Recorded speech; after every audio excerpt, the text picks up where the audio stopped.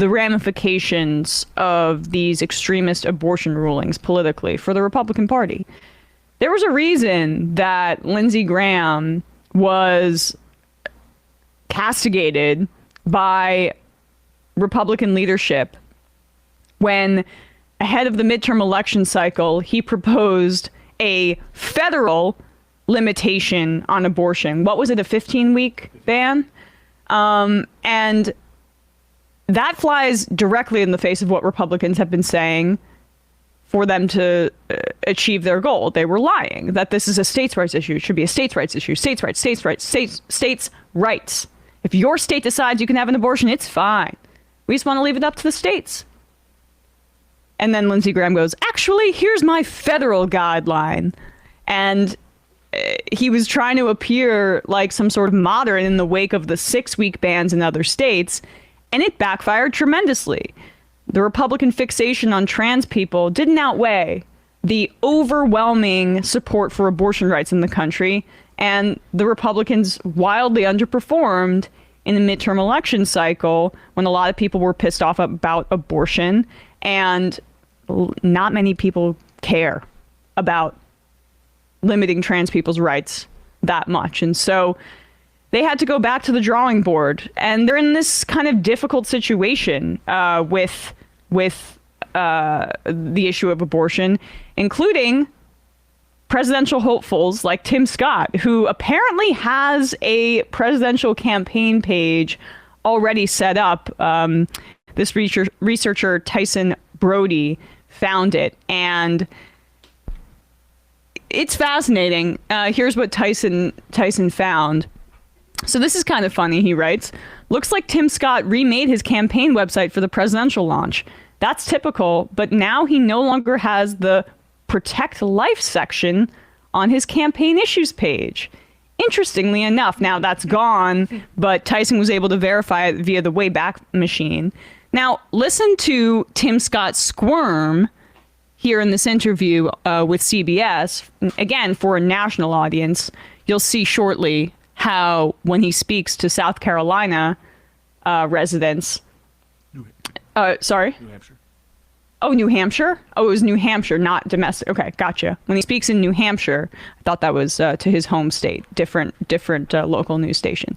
To New Hampshire, for a more tailored audience, it differs a little bit. But here he is on CBS being asked directly about his colleague, the other senator from his state, Lindsey Graham, and the abortion bill that he proposed that would federalize a ban on abortion at 15 weeks. You have talked a lot about your faith on the campaign trail as well. I want to ask you about your stance on whether the federal government should be involved in regulating abortion. Your colleague from South Carolina, Lindsey Graham, has a bill to limit abortions at 15 weeks, federal restriction. Do you support that measure? Yeah, so I would say this, that I am certainly 100% pro-life, without any question. I've been very, very clear about that, very consistent about that. I do think we spend not enough time understanding how far the far left has gone on the issue of abortion. The Senate Democrats have voted for late-term abortions well into the third trimester, some even suggesting that we should have abortion up until the day of birth. Okay, pause. The fact that That's a lie. That is a conspiracy theory. Any abortion that is late term is when the mother's health is in question and the child is dying, has died, or not, I shouldn't even say child, fetus has died or has major health complications that would put both of their lives at risk. Late term abortions need to exist because when they happen, it is because the life of the mother is in jeopardy. And Democrats are not proposing up to the day of birth, killing a baby right there. It's ridiculous. Keep going. We are one of a handful of countries that allows for late-term abortions is a challenging predicament for us to be in. But in order to solve that, do you think the federal government should be involved with something like what Lindsey Graham is proposing? Yeah, there's no question that we're going to have lots of folks talk about legislation from a federal perspective, but what I've heard so far and what I've seen in the Senate aren't proposals, but those from the left trying to figure out how to continue their campaign towards late-term abortions, even allowing abortions based on the gender of the child or the race of the child. And we see this all the time. But as president, if you were president, would you advocate for federal limits? Yeah. So once again, I'm 100% pro-life, and I do believe that. No, that's not what I said. I do believe that we should have a robust conversation about what's happening on a very important topic.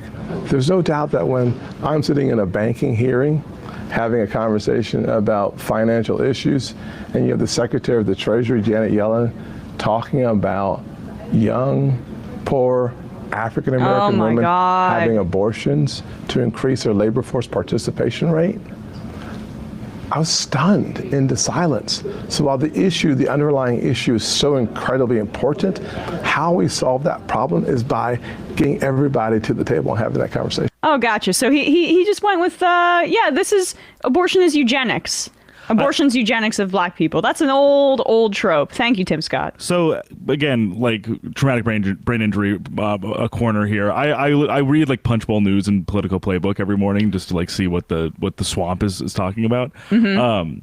And all of their coverage of like Tim Scott's potential presidential campaign is like, he's going to be like, maybe they'll see, of course he's at 1% now, but like, what if he's the temperature lowerer that gets people on board? He's such a nice guy, great story, like grew up where his parents were descendants of the Jim Crow South, and he became a self-made businessman and Republican.